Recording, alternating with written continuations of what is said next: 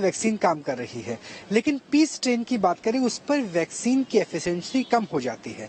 कितना खतरनाक है, कितना फर्क है यूके और ब्राजील के बीच?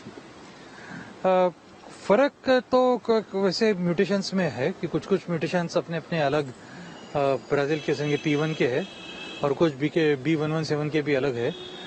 लेकिन अभी तक पूरा ढंग से इतना कहते हैं कि समझा नहीं है कि कौन सी वैक्सीन का असर कम हो रहा है, कौन सा ज्यादा हो रहा है। यह अभी मीडिया में ज्यादा बात चल रही है।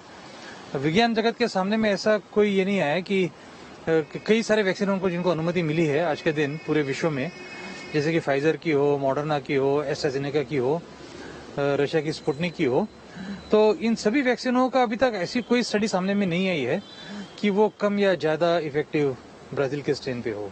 सर, एक सवाल ये उठता है कि ब्राजील का पी सीरीज है लेकिन साउथ अफ्रीका और यूके की बी सीरीज का है, तो कैसे सीरीज में चेंज हो जाता है म्यूटेशन के साथ साथ जो स्ट्रेन? वो एक अपना अलग तरीका है नाम देने का। तो उन लोगों का कोई कन्वेंशन है जिसे वो नाम देते हैं। ये तो मुझे पता नहीं कि पी और बी कैसे होता है, लेकिन ये जो B117 जो हम लोग कहते हैं या फिर साउथ अफ्रीका ने जो B1351 कहते हैं, तो ये बेसिकली अलग अलग म्यूटेशंस होती है वायरस के सरफेस पे, अलग अलग जीन्स में। तो ये जीन्स के म्यूटेशन को कहने के लिए सिर्फ ये एक नाम दिया हुआ है। एक दूसरा नाम भी देते हैं, यूके के म्यूटेंट को N501Y कहते हैं। तो उसका बहुत सीधा तरीका है कि म्यूटेशन में कौन सा, किस प्रोटीन में कौन सा अमीनो एसिड कहाँ तक चेंज हुआ, उसके बारे में उसकी जानकारी होती है।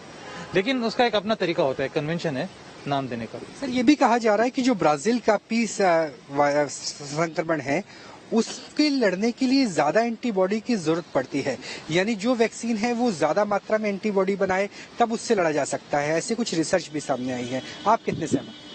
नहीं, अभी तक तो फॉर्मली ये नहीं कह सकते ज्यादा कम वगैरह। सिर्फ एक स्टडी जो आई थी वो मानुस नाम का प्रांत जो है ब्राजील में, वहां पे थोड़ी चिंताजनक बात तो जरूर हुई थी कि वहां पे जो दूसरी वेव जो आई उसमें P1 का थोड़ा काफी पाया गया था, तो उससे लोगों को थोड़ी चिंता हो रही थी।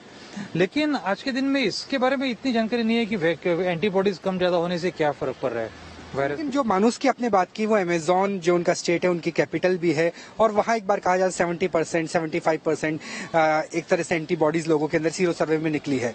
वहाँ जो संक्रमण तेजी से फैला है नए स्ट्रेन का, लगता है कि दोबारा संक्रमित होने लगे हैं लोग, या नए स्ट्रेन पे एंटीबॉडी काम नहीं कर रही? लेकिन आज के दिन में ऐसा है कि विज्ञान जगत के सामने में हम लोग जो पुरावा देखते हैं वो सिर्फ मानुस का ही है। बाकी जगह और कहीं पे ये पाया नहीं गया कि अगर ये सही में पूरे विश्व में अगर लागू होता तो कई और जगह पे हम लोगों को पता चलता कि P1 काफी तेजी से फैल रहा है, जैसे कि अमेरिका में भी हो। लेकिन इतना अभी तक P1 का इतना प्रभाव जो है इतना सामने में नहीं आया है जिससे कि हम लोग कह सके बहुत फॉर्मली कि P1 ज्यादा अग्रेसर हो रहा है हर जगह पे।